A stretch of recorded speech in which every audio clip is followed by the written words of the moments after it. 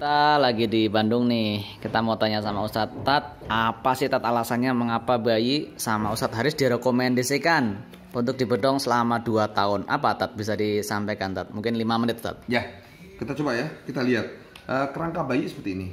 Yang ini yang putih-putih ini tulang-tulang keras. Ya, putih ini tulang keras.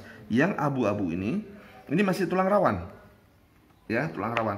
Nah, ini tulang rawan ini akan jadi sempurna, jadi tulang pas usia 18 tahun, 18 bulan. 18 bulan. Jadi kira-kira 1,5 tahun. Nah, maka itu kan di sini ini mengeras semuanya. Tapi proses ini kita masih bisa ngerubah ligamen segala macam. Dia sempurna menjadi tulang dewasa. Ini semuanya mengeras semuanya total setelah 6 tahun. Berarti 18 bulan itu. Nah, kita bayi apapun yang terjadi pada bayi 18 bulan yang terjadi pada kelahiran sini, yang sungsang sini ya. Nah, jadi tugas kita itu adalah kenapa bayi sungsang? Karena ibunya melintir, kenceng, kendor. Sehingga bayi kalau kondisi normal kan rahim itu normal, lega dia. Ya, lega. Semua elastis, bisa kendor, bisa kenceng. Bayi itu ya bisa dorong, bisa akhirnya dia bergerak. Jadi rahim itu tidak menghalang dia untuk bergerak.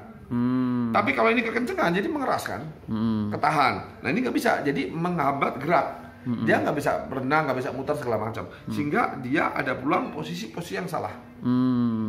Nah, posisi yang salah ini selama dalam 1 bulan 2 bulan ini membuat bermasalah. Maka tuh kenapa bayi bisa muncul dalam ini, karena masalah sungsang dalam perut. Maka itu yang diberikan kita selesaikan ibunya Sejak dia hamil. Maka itu ilmu pas itu adalah diterapkan pas bayi, pas masih dalam ibunya, sehingga rahimnya itu rangkanya bisa normal, ideal, bisa kendor, bisa kenceng, sehingga bayi bisa apa? Bermain di situ. Jadi ototnya nggak keras, lentur, dia bisa muter di situ. Dia mencari bentuk yang paling ideal.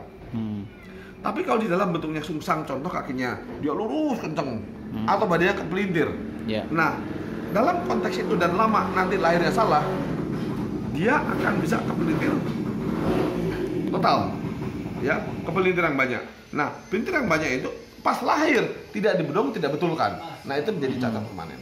Masya Allah. Jadi Down syndrome, hidrocephalus, microcephalus, cerebral palsy, orang kaku, semuanya, ya, ini bisa selesaikan dengan kondisi waktu ibu masih diselesaikan. Jadi stepnya juga sejak dia kalau ada ketemuan sungsang sudah harus segera harus selesaikan.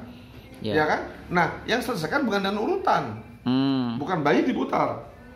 Kita seimbangkan rangka segala macam semuanya sehingga bayi dia akan muter sendiri. Sebab nggak ada contoh kita. Mana ada sih posisi kita enak badannya melintir-melintir, kan nggak enak. Kenapa kita melintir, ketekan segala macam bentuk belok? Karena kita dipaksa kayak gitu. Jadi di sini kan mereka dalam cairan. Di dalam cairan, dan kedua mereka ini kan yang di sini kan uterus ini dia kendor kayak balon. Dia bisa dorong, bisa ini segala macam. Tapi kalau seandainya dia narik kenceng, dia nggak bisa ngelawan itu. Sehingga badannya kepaksa belok terus. Dari awal sampai akhir. Nah, konsep pastat untuk memutar bayi sungsang dalam kondisi ibu hamil ada mungkin inspirasinya Tat? Nah, kita pelajari prinsip dulu. Ya, pelajari prinsip. Pada prinsipnya bayi cari tempat yang sempurna. Kalau semua tempatnya lega, cairan normal, bentuknya normal, bulat segala macam, bayi bebas bergerak, dia akan mencari posisi yang paling enak. Karena dia punya pilihan. Tapi di mana barang pinggul yang melintir, ketarik segala macam, dia nggak punya pilihan. Dia harus menyesuaikan dengan tempat yang salah. Sehingga posisi salah, tulang salah, maka tuh ada bayi yang skoliosis sejak lahir. Skoliosis sejak lahir karena jantung bocor sejak lahir bisa.